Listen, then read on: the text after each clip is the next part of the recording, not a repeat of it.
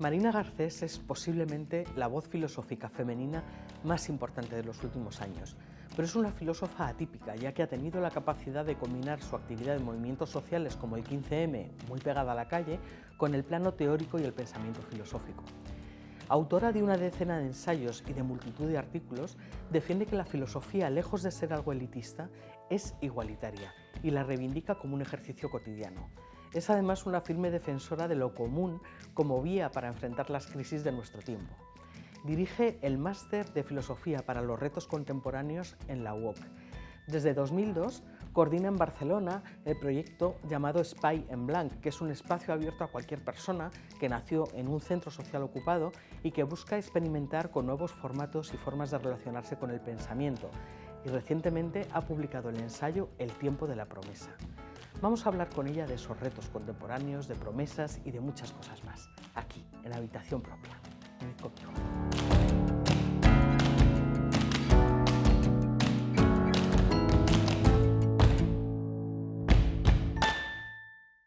Bueno, Marina Garcés, bienvenida a esta Habitación Propia. Muchas gracias. Muchas gracias a ti por asomarte.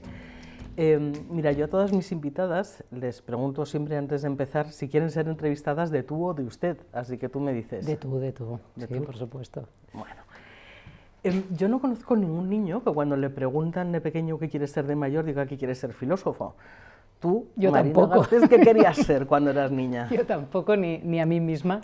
De hecho, no se me ocurrió hasta pocos meses antes de matricularme en la universidad. Me iba a matricular a periodismo y estaría haciendo de ti, ¿Sí? Pero mira, la vida me dio un pronto en el último momento y mira, estoy contenta de esa desviación. Antes, pues como todos los niños y niñas, desde salvar al mundo, ser maestra, escribirlo todo, yo siempre tendiendo a la cosa escrita y a la palabra, pero de ahí pues imaginé todas las vidas posibles. El periodismo me parecía que era la que cubría todos los recorridos posibles. Me di cuenta que quizá no era una visión un poco romántica y como de la filosofía no tenía mucha, me metí por ahí y sí que tuve la sensación que seguía siendo una manera de poder seguir abierta a todas las preguntas que a mí me inquietaban y a la vez me movían desde jovencita. Y ahí estoy, de estudiante, más bien de la vida. Sí. Bueno, pero al final llegas a la filosofía Sí. y no solo llegas, sino que además consigues algo bastante sorprendente, ¿no? Y es que, bueno, siempre hemos estudiado a hombres filósofos, las pocas mujeres que hemos estudiado es porque tocaban temas relacionados con el feminismo, es decir, hablaban de mujeres, ¿no? Y tú, sin embargo, consigues abrirte un hueco tocando temas más transversales, pues como la ética, la convivencia y demás, ¿no? ¿Te ha costado mucho abrirte ese hueco? No soy muy consciente de que haya tenido un coste, lo he ido entendiendo a medida que, sobre todo, me iba haciendo mayor en todos los sentidos, académicamente hablando, también como voz pública y como mujer. Yo entré con mucha ingenuidad en la facultad en ese sentido, digamos, no se había tematizado todavía esta cosa tan obvia ahora y tan escandalosa, que es que la historia de la filosofía es una larga lista de hombres y de un cierto tipo de hombres, además porque hay muchos tipos de hombres también, de clases sociales, de modos de vida, un cierto tipo de hombre, un tipo de nombres, un tipo de vidas exclusivamente dedicadas a su obra. Sí que se hacía la broma de que gran parte de los filósofos ni siquiera tenían hijos. O sea, así como hay grandes escritores que tenían la familia a su alrededor, Thomas Mann es el gran ejemplo, filósofos ni siquiera es, una especie de monjes, una especie de seres como un poco frikis. Pero eso nos lo tomábamos como algo casi folclórico. La lectura así tan evidentemente feminista yo no la tenía como algo a irrumpir en la facultad como para abrir un espacio. Sí que me fui dando cuenta de que no había referentes, de que no había voces. Justo cuando yo estaba terminando la carrera se empezaba a traducir Hannah Arendt, por ejemplo, un nombre que ahora es como, ¿no? Ya está aceptado como uno de los grandes clásicos contemporáneos. Para nosotras empezamos a poderla leer cuando ya casi estaba en doctorado. Claro, son cosas que cuando las piensas ahora, dices, madre mía, ¿no? Entonces no entré a librar una batalla, pero me fui dando cuenta de cuál era la realidad del territorio. Entonces sí que hay esas cosas, por ejemplo, yo escribo claro, ¿no? Cuido mucho la escritura, entonces te escuchas decir adjetivos como escribe bonito, por ejemplo, a un hombre no se lo dirían nunca, ¿no? ¿O qué haces hablando de estos temas? ¿Por qué no haces, digamos, filosofía de feminismo sobre el feminismo y te ocupas de, ¿no?, de cosas de mujeres? Esas cosas sí que las he ido encontrando y bueno, es ir atravesando y creando complicidades que rompan con todo eso y desde ahí no ir sola. Yo pienso que también ha sido importante para mí no ir sola ni por la vida ni por la filosofía, sino hacer de ella una experiencia colectiva que hiciera posible también que, bueno, que voces que no son estas, ¿no?, la del icono hombre, pudiera encontrar su lugar. Pero ¿te has encontrado con muchos señores filósofos que te hayan intentado explicar cómo tenías que pensar? No tanto, quizá porque yo creo que hay un tipo de señores filósofos que ya no les caigo bien de entrada, entonces ya no me hablan mucho así en el sentido de encontrar una complicidad, ¿no? Sí que he notado cierta irritación, ¿no?, en un tipo de profesores o en un tipo de señores que dicen, ¿no?, ¿de dónde sales tú con esto? ¿No? ¿No? ¿Por qué piensas que eres tú quien puede pensar? Eso sí ya lo dijo no sé quién o no sé qué, o sea, como que te tienes que arrodillar. Eso sí que me he sentido alguna vez como pidiendo, ¿no?, ese bajar la cabeza y decir, en todo caso, ¿no?, reconoce y como esa insolencia, ¿no?, de la voz propia, no en el sentido de propia, de propietaria ni de original. Yo nunca he creído ni en la originalidad, ni en llegar al mundo para cambiarlo todo y saberlo todo, ni precisamente todo lo contrario. Pienso que ¿no?, desde la experiencia de haber estado calladas tantos siglos, tenemos otro tipo de humildad a la hora de llegar al mundo y querer tener, ¿no?, una voz nueva. Pero sí, un poco hay irritación, ¿no?, cuando no prestas servidumbre a quien corresponde. ¿Tú cómo has vivido la revolución feminista de los últimos años? Yo encantada y aprendiendo mucho. Pienso que una de las grandes satisfacciones que a veces ciertas generaciones de militantes y activistas hombres no saben llevar bien es aprender de las siguientes generaciones, ¿no? Entonces, yo soy hija de una madre feminista de los 70, que un poco, digamos, nos transmitió esa cosa de que hay que luchar, pero también que ya se habían conseguido ciertas cosas, ¿no? Pudimos ir a la escuela, chicos y chicas, en igualdad de condiciones. Fue ese momento de apertura de todo, ¿no?, donde las mujeres que lo habían pasado mal en la posguerra, en sus propias educaciones, sentían que sus hijas, nosotras, ya podíamos vivir en igualdad de condiciones. Entonces parecía como que ya estaba hecho algo, ¿no? Y resultó que no. Y que las generación, un poco, ¿no?, yo soy un poco generación bisagra aquí en medio, ¿no?, porque entonces cuando empiezan en los 90 y los 2000 todas unas nuevas maneras de acercarse al feminismo, no solo desde la cuestión de igualdad de derechos, igualdad de oportunidades, de salarios, que evidentemente no está conseguido, ninguno de estos está conseguido, pero lo parece, ¿no? Y aparecen otros temas, los afectos, las corporalidades, qué es realmente, ¿no?, poder estar en lo común de una forma que no sea simplemente igualarse o integrarse en el mundo que ya está construido por los hombres.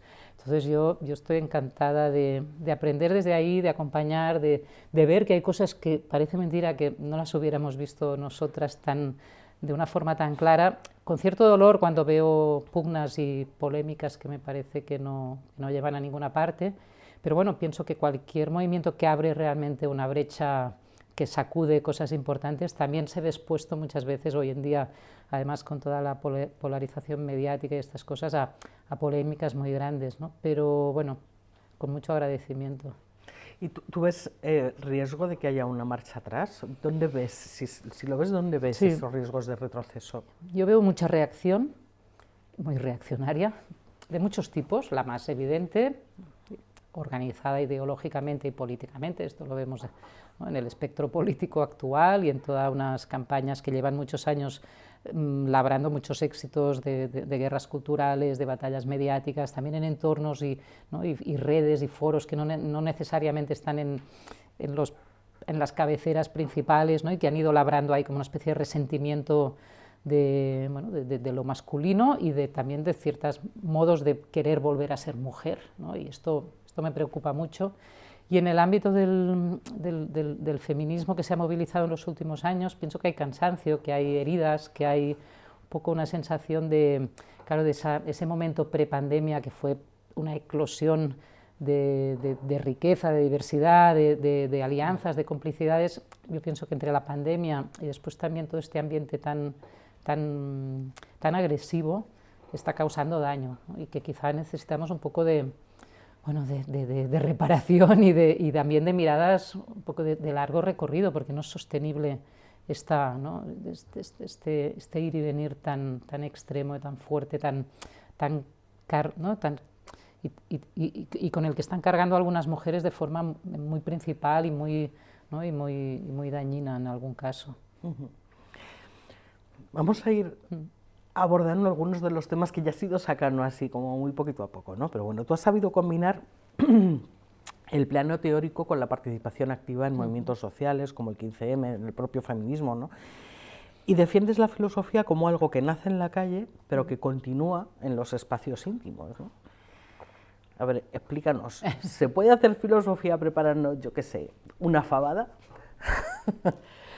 Por supuesto, quizá no a la manera que estos señores que ni siquiera tenían hijos hacían, que era encerrarse en su cubículo. Tenemos esas imágenes de Descartes al lado de su estufa, ¿no? Sintiendo que porque él existe el mundo quizá está ahí, ¿no? Y que todo este tipo de mitologías que tenemos acerca del aislamiento del pensamiento, yo pienso que es todo lo contrario, es decir, nadie piensa solo. Esto es el gran engaño de la mitología filosófica.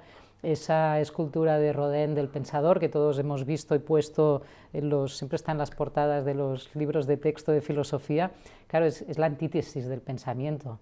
Es un hombre sin tiempo, desnudo, es decir, no hay contexto, no hay historia, no hay nada que nos localice en el espacio, en el tiempo con otros, y ¿no? Que construye un círculo sobre sí mismo, ¿no? Es esa circularidad del pensamiento. Pienso que pensamos con otros, pensamos en interacción, no necesariamente en diálogo, no hay que estar siempre sentadas en torno, el ágora es el otro gran mito, no hay que estar sentadas hablando para pensar, no, nos pasan cosas, nos asedian cosas, nos asaltan ideas, nos sacuden, nos inquietan, ¿no? Todos estos verbos son de movimiento y en realidad la filosofía también tiene un imaginario muy dinámico si pensamos, por ejemplo, en la imagen del camino, que es una imagen que comparten tanto Oriente como Occidente, por ejemplo, ¿no? El pensamiento es un caminar, es un desplazarse desde algo que ya sabíamos o veíamos de una determinada manera y algo nos desplaza y nos obliga a movernos y a girar la cabeza y a no saber dónde mirar. Todos estos imaginarios pienso que son mucho más interesantes. Por supuesto, luego necesitan tiempo de elaboración, pero también como la cocina, ¿no? El fast food no es cocinar, pues la idea rápida y la opinión rápida tampoco. ¿Cómo elaboramos luego, ¿no? estos desplazamientos que en realidad son las semillas del pensamiento? Y ahí sí que hay que poder encontrar contextos de calidad, que pienso que hoy tenemos muy pocos, incluso en el espacio académico, en el escolar, en el educativo, todo va rápido, todo tiene que tener una respuesta inmediata. La precariedad inmobiliaria, laboral, personal tampoco ayuda, hay que estar moviéndose de otra manera, solo para sobrevivir, para sostenerse, y ahí sí que se pierden posibilidades para pensar. Esas intimidades, digamos, colonizadas por la precariedad son muy insostenibles a la hora de acogerlas filosóficamente, pero esto pienso que nos está pasando a todos bastante. Uno de tus grandes temas, y lo has mencionado ya antes, es eso, lo común, ¿no? Ese espacio común un poco como vía para hacer frente a las revoluciones de hoy, ¿no? De las que tenemos delante, ¿no? Luego nos explicarás qué es para ti lo común, ¿no? Pero claro, cuando uno echa un vistazo a la realidad que tenemos hoy delante y se encuentra los negacionismos climáticos, el negacionismo de la violencia machista, las toneladas de odio en las redes sociales, ¿no?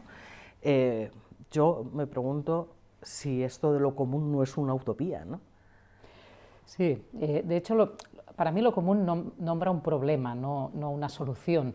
Lo común no es una receta para, de algún modo, ponernos en relación armónica unos con otros. O esto lo pueden tener las religiones o lo pueden tener determinados métodos o sistemas de hacer comunidad, pero lo común es la pregunta inquietante que está en la base de lo político, que es qué nos vincula unos a otros, más allá de la necesidad inmediata de intercambio, reproducción y sostenimiento de la vida a nivel instrumental, ¿no? Si fuéramos solamente seres, individuos que intercambian bienes y tiempo para sobrevivir, quizá sería todo más fácil, pero no es así, ¿no? Entonces, esa pregunta por qué fundamenta el vínculo, qué sostiene esa posibilidad de decir nosotros, más allá de cualquier definición preestablecida, que permite decidir colectivamente unas cosas y no otras, y no solo qué fórmulas de gobierno, de representación o de votación tenemos, sino sobre qué base eso entendemos que nos incumbe, ¿no? Y eso hoy, yo pienso que, digamos, hace unos años, esta pregunta por lo común se enfrentaba a una gran cuestión, que era la del individualismo, ¿no? Por decirlo rápido, las democracias liberales se habían construido sobre la base de que el individuo es el protagonista de la vida social y que por lo tanto lo común era como una segunda vuelta sobre esa vida, cómo ese individuo se relaciona con aquello en lo que se inscribe, de lo que participa, en lo que se entiende que es parte de su, ¿no? de su vida más allá de su individualidad. Hoy en día tenemos este individuo roto, por un lado, continuamente. Pienso que ese individuo que podía esa imagen del soltero casi, ¿no? Como un ser que se puede sostener a sí mismo, no funciona ni económicamente ni simbólicamente.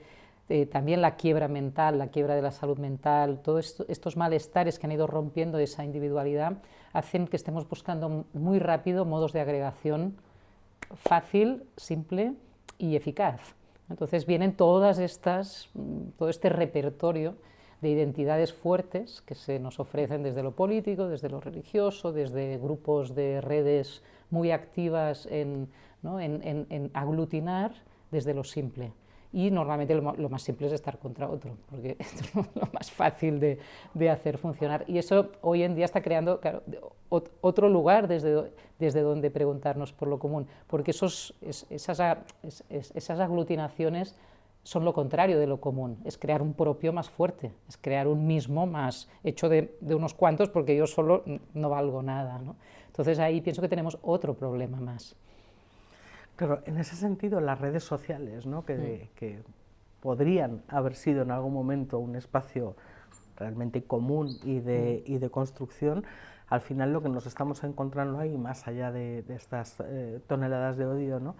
Es casi una suma de egos, sí, en la que alguien vierte una opinión y considera que la suya es mucho más importante que la que tiene el de al lado, ¿no? ¿Somos más narcisistas que nunca? Yo no sé si somos narcisistas. Hay un componente narcisista que es buscar ahí fuera lo que no encontramos en nosotros, porque si a veces usamos narcisismo como al revés, ¿no? Pensando que narcisista es quien está muy pagado de sí mismo, quien tiene un yo muy grande, y no, en realidad es quien es más dependiente de verse en el espejo. Un narciso es frágil, es blandengue, no tiene nada en sí más que aquello que las aguas en el mito y hoy en día las pantallas nos devuelven de nosotros mismos. Entonces esta colección de yoes frágiles, de yoes vacíos, que solo se pueden mirar afuera para encontrarse, claro, cuando uno se siente frágil tiende o bien a hacer un proceso de alianza, de complicidad, ¿no? Y eso es por lo que pienso, si queremos intentar construir unas formas de vida en común más dignas y más recíprocas, o todo lo contrario, reaccionar desde el miedo, me puedes hacer daño, ¿no? Cualquier manifestación de algo que me fragilice más, que me ponga en peligro, es sentida como una amenaza. Pienso que está ganando esta vía, las redes sociales lo alimentan mucho. Es verdad que hubo, yo pienso que hay que recordarlo, una posibilidad de que, no Internet en general, que eran muchas cosas, pero sí que esta vida, digamos, de las redes digitales pudiera ser un espacio para la complicidad y para el encuentro y precisamente para la percepción de que la diversidad no es amenazante, sino todo lo contrario, puede ser una posibilidad de salir de esas sociedades más encajonadas, más estamentales, más disciplinarias de las que veníamos, y estamos en el viento contrario, ¿no? Se ha arrasado, digamos, las pasiones más reactivas, más tristes, más hostiles, y para mí son expresión de un miedo colectivo. O sea, son expresión de lo que somos realmente. Bueno, de lo que estamos siendo, podemos ser otras cosas, pero de lo que estamos siendo hoy, una colección ¿no? de vidas que, digamos, que estamos traduciendo todo lo que llamamos de incertidumbre, que es una palabra que circula mucho en el discurso público hoy y en el cotidiano, todo es incierto, en vez de entender que lo que no sabemos es precisamente aquello que nos puede desde generar curiosidad hasta exigir respuesta, creatividad, alianzas, complicidad, lo percibimos como una amenaza. Todo lo que no sé de ti, del mundo o de lo que va a pasar mañana me está amenazando. Entonces, lo más inmediato es atacar, ¿no? Y esto, bueno, pues es un poco pienso, un aire de los tiempos que sobre todo además tiene una eficacia pública muy rápida, entonces funciona. Claro, porque esto al final tiene una traslación clarísima a la política. Claro. O sea, que Las redes sociales no están aparte de la vida pública, claro. Claro, pero es tremendo, ¿no? Porque me imagino que precisamente derivado de todo esto viene esa reconquista de espacios por parte de las derechas, de la extrema derecha y demás, ¿no? Totalmente. ¿Tú cómo lo valoras todo eso? Pienso que hay o sea,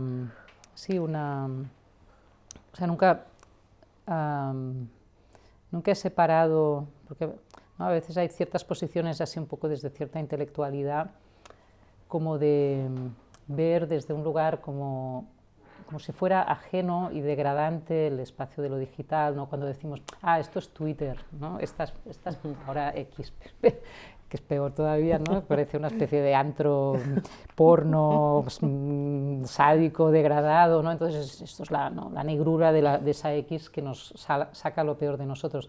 No, el mundo de hoy está sacando lo peor de nosotros y lo vemos en la política a la que llamamos representativa, tendría que estar quizás sí que representa lo que es hoy la sociedad, pero hay que ver lo que está representando, ¿no? Una degradación del lenguaje público, de las maneras de... Y no es una cuestión de formas, o sea, no es pedir formalidad, señores. La educación es más que la formalidad, la educación es entender, ¿no? Partir de, ya no solo del respeto al otro o a la otra, sino de la dignidad del otro. Entonces, ¿qué es una vida pública basada en la dignidad colectiva? Pienso que estamos tan lejos, ¿no? Tan lejos de ello, en el espacio de la política, pero también en el del trabajo. Ahora venía en el AVE, hoy es un día de mucho movimiento, mucha gente desplazándose a acabar el trimestre, comidas de empresa, y hoy es hablar mal, o sea, mal en el sentido mal de los compañeros, del que no ha venido, pues ya se podría esforzar, o sea, es como que hay una ansiedad en el ambiente que rápidamente se traduce en desprecio, en exigencia, en pues si yo lo hago el otro también, ¿no? Y esto va creando, claro, una situación, yo pienso, de mucha angustia. ¿Esto es patrimonio español o es algo global? Yo pienso que o sea, claro, los estados de ánimo tienen sus tintes locales en cada expresión, pero pienso que la situación global del mundo hay ámbitos muy alejados de lo que yo conozco, pero pienso que estamos en un momento feo, ¿no? En un momento feo para poderlo decir en todos los sentidos, incluso en un sentido casi, ¿no? de también estético, no en el sentido artístico, sino de qué estamos sintiendo, ¿no? Con qué sensibilidad nos estamos relacionando con lo que pasa. Y entonces sí hay, digamos, una parte objetiva de lo que son las condiciones actuales desde el planeta hasta las vidas más particulares, que es amenazante, que es decepcionante. Yo pienso que hay mucha decepción en diversos tipos de sociedades, desde aquellas que estaban, lo que llamábamos antes, en desarrollo, y esta palabra ya ni siquiera es pronunciable y ya no hay horizonte de mejora, ¿no? de desarrollo, de construir hacia condiciones mejores de vida, pero también de todo lo que habían sido unas políticas y unas luchas y unas trayectorias ideológicas que han visto realmente cómo se van metiendo en callejones sin salidas, y esas reacciones, ¿no? Que realmente estamos en una especie de teatro de la fuerza global, donde una serie de líderes políticos bastante espeluznantes juegan realmente a mostrar esa abyección del poder sin ningún tipo de necesidad de atenuarlo, de disimularlo, y eso yo pienso que sí que va creando un malestar general en muchos lugares del mundo. Yo por lo que viajo lo veo bastante. Luego vamos a hablar de esa decepción y de ese malestar, ¿no? Y de lo que provoca, pero por seguir un poquito más con el tema político, ¿tú en qué crees que están errando los partidos progresistas a la hora de transmitir un discurso o de llevar a cabo determinadas políticas? Yo pienso que hay seguramente muchos, y sería un tema que pide y pienso que nos tiene que pedir mucha reflexión a muchos niveles, pero así de forma inmediata para mí hay como dos cosas muy evidentes. Una de largo recorrido, si miramos hacia atrás hasta hoy, que es haber asimilado las posiciones de izquierdas a algo cada vez menos reconocible como izquierda, y esto hace mucho que está pasando. La trayectoria de las izquierdas españolas desde la transición hasta hoy ha sido de asimilación al sistema, a eso que podemos llamar el sistema, con sus matices, con sus, bueno, mejor estos que los otros, pero ¿no? Esa cosa de, también yo pienso en este caso sí muy por la historia de la transición, como no somos rojos comunistas que vamos a, ¿no? de nuevo a poner el país patas arriba, ¿no? Ese hacerse perdonar siempre, ese miedo a que si algo se pasa un poco de la raya va a ser castigado por peligroso, por amenazador a la democracia, por ¿no? un poco esa cosa demonizante de cualquier posición de izquierdas valiente, ya no digo radical, revolucionaria, ojalá, pero ni siquiera valiente, ¿no? Y eso pienso que pasa factura a lo largo del tiempo, y eso también es un fenómeno europeo, a distintas, hay que mirar Partido Socialista francés, lo que ha pasado en Italia y más allá, y veríamos que es general, pero en el caso español pues tiene su historia propia. Esto para mí es un problema que se está pagando. Entonces ha habido intentos recientes de reactivar izquierdas que quizá no querían volver a asimilarse tanto, pero también hemos visto qué recorrido hay, ¿no? para este tipo de propuestas. Y la otra es sustituir, en relación con la primera, tener como única carta de fuerza que no venga la extrema derecha, que no vuelva a la derecha. Es decir, nosotros somos aquellos que no pasarán, que está muy bien el no pasarán cuando hace falta, pero no puede ser el argumento principal de las izquierdas políticas en todo lo que tienen que poder desarrollar. Y falta, entonces claro, ahí hay un colapso de la política. Hay un colapso de la política como experimentación, como riesgo, como valentía, como propuesta a distintos niveles. Nos hemos olvidado de la política local, nos hemos olvidado de que la política no solo pasa ahí donde 300 y pico escaños se disputan el gobierno, sino donde realmente, ¿no? ese desde abajo también, que te parece todo muy antiguo, pero claro, todo eso se va abandonando, entonces bueno, queda un poco una parodia. Claro, lo que pasa es que al final si piensas que poco después del 15M se aprueba la ley Mordaza y se aprueba una reforma del Código Penal bestial, o sea que además lo que hacía era restringir mucho toda la libertad de protesta precisamente en red, ¿no? Y a través de las redes sociales, ¿no? Y si luego nos vamos un poco después al 1 de octubre del 17, al referéndum en Cataluña y demás, y cómo los partidos políticos tuvieron la capacidad de deshacer ese movimiento, ese proceso colectivo, a mí me surge la pregunta, ¿no? de cómo es posible que los partidos políticos sigan teniendo semejante fuerza, ¿no? Porque al final, aunque lo que te he dicho son dos caras de la misma moneda, no dejan de ser los partidos políticos los que están detrás de todo esto, ¿no? Totalmente, y me alegro mucho que lo saques a relucir, porque nos olvidamos continuamente de la importancia y la efectividad que ha tenido la represión desde la ley Mordaza y todos sus efectos, todavía hoy, a tantos niveles. Se están generando acusaciones de terrorismo, todavía estamos sabiendo de espionajes a activistas todavía hoy.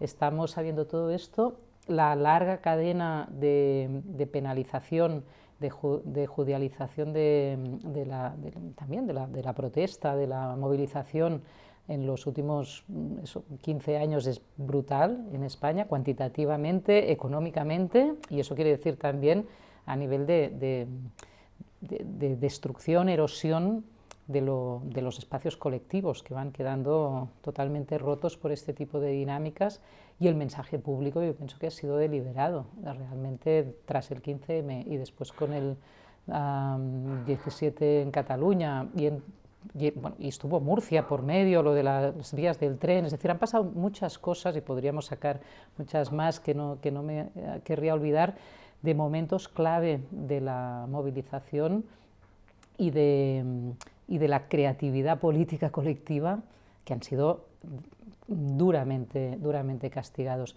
Y este es un mensaje que tiene razón, quizá también los partidos políticos de izquierda no han sabido recoger con suficiente fuerza, porque luego tampoco han derogado la ley Mordaza. Entonces, claro, ahí hay una colaboración con ese sistema de la represión que donde deja, ¿no?, como lugar de legitimidad política a ciertos partidos. Claro, eso es crítico. Pero bueno, como se nos va a ir acabando el tiempo, quiero retomar algo de lo que hablabas antes y que además lo explicas muy bien en tu último ensayo, en El tiempo de la promesa, ¿no?, donde hablas de que el incumplimiento de las promesas que Dios, el Estado y el capitalismo nos hicieron, junto con nuestra propia incapacidad de generar nuevas promesas, ¿no?, esto es lo que causa ese malestar, esa decepción de la que hablabas antes, ¿no? Esto ya hemos comentado que explica bien este movimiento reaccionario que estamos viendo ahora, ¿no? Pero ¿crees que explica también esta sensación de angustia y de ansiedad permanente que tiene hoy por hoy la gente joven, que es algo casi generalizado? Sí, de hecho este último ensayo, El tiempo de la promesa, parte precisamente de una experiencia con jóvenes de Barcelona, con adolescentes que tenían que trabajar acerca de los futuros, de cómo imaginar los futuros. Y me di cuenta que esta pregunta inmediatamente crea o ansiedad o impotencia. Como, o ya me angustio o no quiero saber nada de eso porque no puedo nada con esto, ¿no? Pues vivo al día, hago lo que puedo. Entonces, ¿cómo interrumpir esta doble cadena de la ansiedad o la impotencia? Y entonces pienso que sí, que hay de algún modo, el poder, siempre es poder en sus distintas formas, nos roba la promesa. Nos la robó Dios, nos la robó el Estado, nos la roba cotidianamente este capitalismo de la promesa ansiógena, ¿no?, de un poco más, y venga, quizá llegas, quizá haces. Y entonces pensé, bueno, ¿qué significaría, ¿no?, realmente confiar en que te puedo prometer algo? Pero no para volver a una especie de micropolítica solamente, ¿no?, sino dónde podemos hacer el futuro presente y no solo fantasma de nuestros temores y de nuestras amenazas, y de qué manera esta relación con la palabra, que está tan dañada, tan banalizada, pienso, deliberadamente destruida, y ahí podríamos hablar de qué pasa con la educación. ¿Por qué no creemos en nada de lo que nos decimos, ¿no? Pues porque de alguna forma la palabra nos es sustraída, ese poder dar la palabra, y no es volver a los códigos de honor, ni a las aristocracias, ni todo eso, es todo lo contrario, ¿no? Al esclavo le estaba vetado hacer promesas. Nosotros hoy somos esclavos a quien nos está vetado creer incluso en la posibilidad mínima de prometer algo. Bueno, pues un poco, y si nos atrevemos a romper esa prohibición. Esta es un poco la inquietud de este ensayo. Claro, es que justo, o sea, has tocado un tema clave, ¿no?, que al final la palabra es la clave de la promesa, pero en un momento en el que hay una intención clarísima en vaciar de contenido las palabras, pierde todo el valor, la promesa. Todo el valor, y pienso que hay ahora lo decía deliberadamente, hay una pedagogía de la palabra vacía, de la palabra banal, porque nadie esconde hoy, la publicidad, la política, ¿no?, todo este discurso público en el que lo que se está enseñando, a través de lo que pasa con la palabra, es que la palabra no vale nada. Nos lo están haciendo entender a través de esta manera de que nada en falso pasa nunca factura. Entonces, bueno, esto educa más, mal, pero educa más que mucho de lo que pasa en la escuela, por ejemplo, ¿no? O que mucho de lo que pasa en las familias, o de lo que pasa en las casas. Estamos viendo continuamente que no pasa nada, al revés, es casi un mérito poder sostenerse y triunfar a través del engaño, ¿no? de esta especie de escenografía muy obscena de la palabra banalizada. Y decías, cuando hablamos de esta palabra vaciada, ¿no? Dice, podríamos hablar de la educación.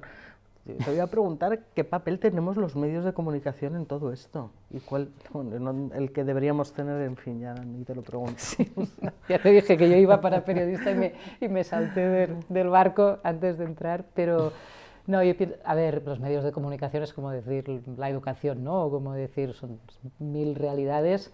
Pienso que, bueno, igual que en los otros ámbitos, hay que seguir recordando que cualquiera, y yo lo pienso también como docente o como persona que habla en público, cualquiera, ¿no?, que tiene como función, como profesión, como relación con su trabajo y con los demás, la palabra pública, y la palabra incluyo la imagen, todo, la relación con lo público, tiene una responsabilidad al alcance ¿no?, de a lo que llega cada cual, ¿no? Pero eso de que, bueno, es que esto ya no sirve, es que esto no funciona, es que esto, no, es que estás, emitir mensaje, emitir información, emitir ideas, es como tocar a alguien, es meterse en su vida, es meterse en su casa, hoy en día es meterse en su teléfono, es meterse en su pensamiento, ¿no? Entonces, bueno, ¿cómo queremos hacerlo? ¿No? ¿Hasta dónde estamos metiendo mano, o estamos retorciendo el cerebro, o estamos simplemente transmitiendo que, bueno, que hay que adaptarse a lo que hay porque es lo único que podemos hacer? Y esto pienso que es un subtexto constante, ¿no? Y también hay mucha grieta y mucha contrainformación, y información bien hecha y honestidad profesional, pero parece casi una heroicidad, ¿no?, cuando tendría que ser lo normal, que no me gusta la palabra, pero digamos lo cotidiano, lo habitual. Lo habitual. Y bueno, pues hay que estar ahí, yo pienso que sí. Bueno, vamos a tener que ir terminando porque ya nos hemos comido casi todo el tiempo, pero antes te quiero hacer alguna pregunta más, por volver un poco a lo que comentábamos al inicio, ¿no?, de esta visión que tú tienes, ¿no?, de la filosofía como algo cotidiano, ¿no?, como algo que está en la calle, y que a pesar de esto, pues el común de los mortales lo percibe y lo sigue percibiendo como algo etéreo y, si me apuras, casi como algo snob, ¿no? ¿Cómo romper ese muro?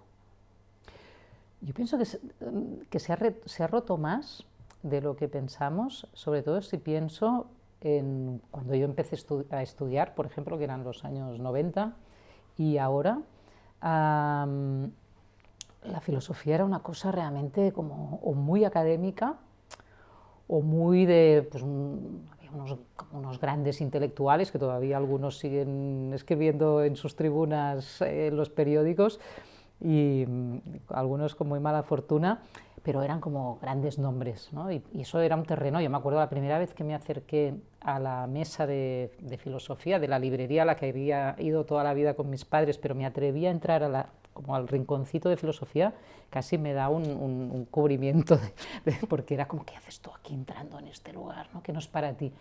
Pienso que hoy la gente joven se acerca de otra manera al texto filosófico, menos solemne, a lo mejor menos sistemático, menos reverencial, más instrumental. Quizá van a buscar ciertos temas que les preocupan, lo hemos visto mucho con la cuestión feminista de la que hablábamos al principio, pero también ahora con la cuestión ambiental, ecología, crisis climática, todo este tipo de cuestiones como que están ardiendo, y más que ir a buscar solamente soluciones rápidas, se está buscando pensar un poco quizá más sobre la marcha, ¿no?, y de forma menos inscrita en una iniciación a un campo de conocimiento. Pienso que esto es bueno, pero que hay que poderlo acompañar también de un poco de elaboración, lo que decíamos antes de las ideas rápidas, ¿no?, porque entonces también hacen recorridos muy rápidos y muy cortos. Y yo veo gente joven que empieza a leer con mucha ansiedad cosas porque le preocupan muy, y después se caen porque no tienen cómo recoger todo esto. Para mí faltaría este segundo momento hoy de dar un poco más de contexto y de continuidad a ese deseo realmente de pensar desde lo que nos interesa y desde lo que nos inquieta.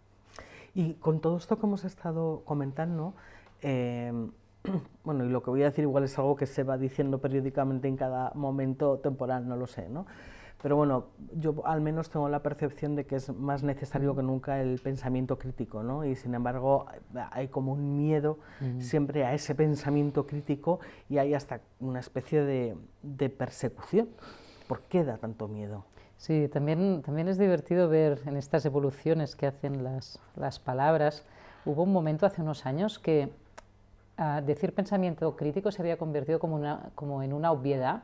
Se decía para cualquier cosa, en cualquier discurso inaugural de curso o de no sé qué, era como, sí, valoramos el pensamiento crítico y tal. Se fue realmente desustancializando, ya simplemente quería decir, pues bueno, ser correcto en lo público, y ahora es todo lo contrario, es una palabra incómoda, la crítica y lo crítico, se entiende que es algo un obstáculo, es poner problemas, o sea, que ahora lo que ya está, o sea, ese momento como un poco abierto a darnos tiempo de pensar las cosas ya no es lo que corresponde, hay urgencia, hay necesidad, hay emergencia, estamos en la catástrofe, entonces el pensamiento crítico es como que nos estamos desviando, estamos entorpeciendo, estamos poniendo problemas y se tienen que dar soluciones rápidas. Esto me parece que es de los desplazamientos más peligrosos que están pasando en este momento, porque además no solo lo hacen, digamos, desde estas posiciones abiertamente conservadoras o abiertamente dogmáticas, sino también desde posiciones que son menos evidentes y que piden eficacia, que piden respuesta, que piden efectividad. Bueno, es que a lo mejor las respuestas buenas se encuentran si hacemos las preguntas adecuadas, y para encontrar las preguntas adecuadas, eso es de lo que se ocupa la crítica. Y si no vamos a buscarlas, estaremos errando el tiro muchas veces. Claro. Marina Garcés, muchísimas gracias por haber venido. Te voy a hacer un regalo. Ay, qué bien. Es un regalo que hago siempre a todas las personas que venís a esta habitación propia, y es uno de los especiales que editamos solo para los suscriptores de Público, ¿vale? Los suscriptores y las suscriptoras. Yo, de todos los que tenemos, siempre pienso cuál es el que le gustaría más a cada una de las personas que venís. Y en este caso he pensado que a ti te gustaría mucho este. Se titula Palabras contra el ruido. Me encanta. Y bueno, este es distinto además porque es una serie de entrevistas a muchas personas precisamente para analizar el porqué de ese ruido en distintos ámbitos, ¿no? Entonces yo creo que este te va a gustar. Gracias. A ti.